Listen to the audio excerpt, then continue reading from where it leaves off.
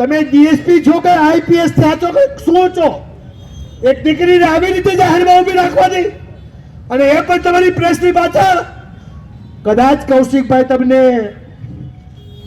શાબાશી આપવાના છે, કારણ કે આજનું ધ્રુજતું હતું, રબરનું છે ને,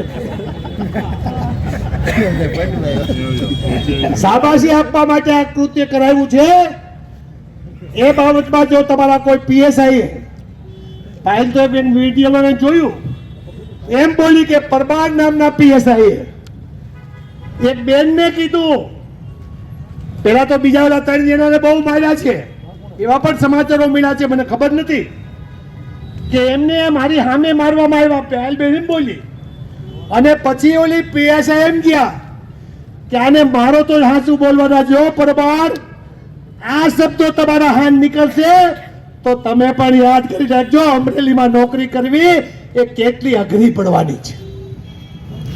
કોઈ પણ પોલીસ વાળાએ જો ખોટું કૃત્ય કર્યું છે, રાતના 12 વાગ્યા પકડ્યા પછી હજુ જૂઠું બોલી દેજો કે મેં 4 વાગે ધરપકડ દેખાડી છે.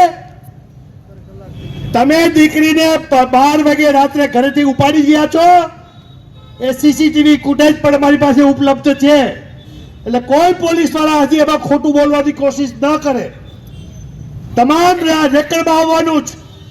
અને હાઈકોર્ટમાં કદાચ એને ખબર ન હોય તો કહી દેવા છે, MS યુનિવર્સિટીના કુલપતિ આજે હાઈકોર્ટે આદેશ આપ્યો, રાતે આજે 5 વાગે 6 વાગે રાજીનામું આપી દેવું પડ્યું. તમને તો રાજીનામું આપવા માટે વેઠવા નહીં દેવા દે, એટલું યાદ રાખજો. કરવાના છીએ પણ સિવિલ કોડ પ્રમાણે પાછા કાલે વળી ફાઇલ લેવું પડવા. જુઓ તો ખરા, અમે કીધું કે રાતે તમે શું તપાસ કરવાના છે, કે એને મારી છે કે કેમ, સિવિલમાં મારે તપાસ કરવા લઈ હાલે. સિવિલમાં કેટલાયની આંખું વહી ગઈ છે, એમાં તમારી પાસે કયા યંત્રથી તપાસ કરશો, એ તો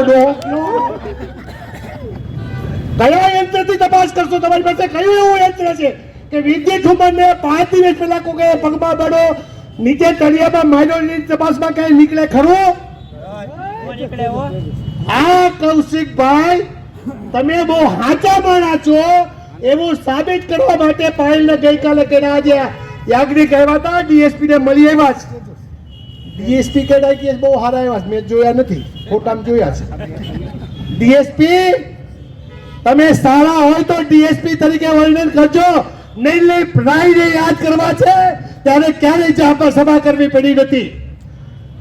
તમે થોડા દિવસથી આવ્યા છો, તમારા સિવિલ કોડ પ્રમાણે કામગીરી કરો, અને પાયલને જેને પટ્ટો માર્યો છે એમને જો તમે ડિસમિસ નહીં કરો તો ડીએસપી તમારી ઉપર શંકા જાય છે.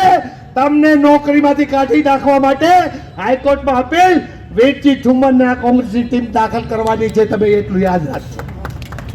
તૈયાર છીએ, 6 વાગ્યાથી રાહ જોઈ રહ્યા છીએ.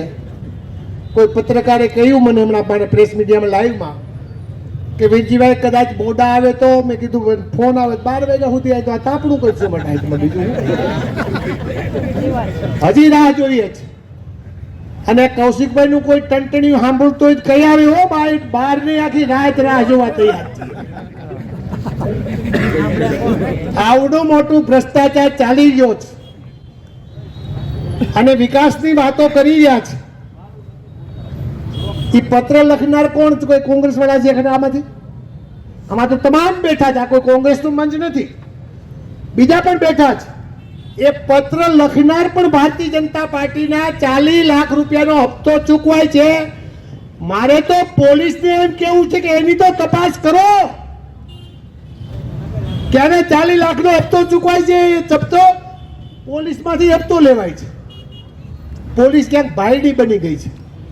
પણ આ પોલીસ વાળા હોય તો કહેવા માંગુ છું, હાનમાં સમજી જાયજો, નાની લારી વાળાને હેરાન કરવાનું બંધ કરી દેજો, નકર તમારે માનું છઠ્ઠીનું ધાવણ પાયલની હારે અમે યાદ રાખવાના છે. અને ન્યાયતંત્ર કનડગત કર્યા કરશે ત્યાં સુધી જઈને ઠુમર તમારે રાજકારણ કેવું હોય તો ભલે, તમારે બીજું કઈ પણ કેવું હોય તો ભલે, તમારે મન ફાવે એમ કેવું હોય તો ભલે, ને ગાળું દેવી હોય તો ભલે, પણ એ દીકરી જ્યાં સુધી આખી એ પ્રક્રિયામાંથી બહાર નહીં નીકળે ત્યાં સુધી સુપ્રીમ કોર્ટ સુધી આ દીકરી લડશે. એટલે બધાને વિનંતી કરીએ છીએ કે સવાલો સોશિયલ મીડિયાના તમારા ટંટણિયાના તમારા XYZ ના માધ્યમથી તમે પૂછતા હોય તો પેલા મોઢામાં જે મગ ભર્યા છે એ કાઢજો, પછી બધા સવાલો કરજો. ધન્યવાદ.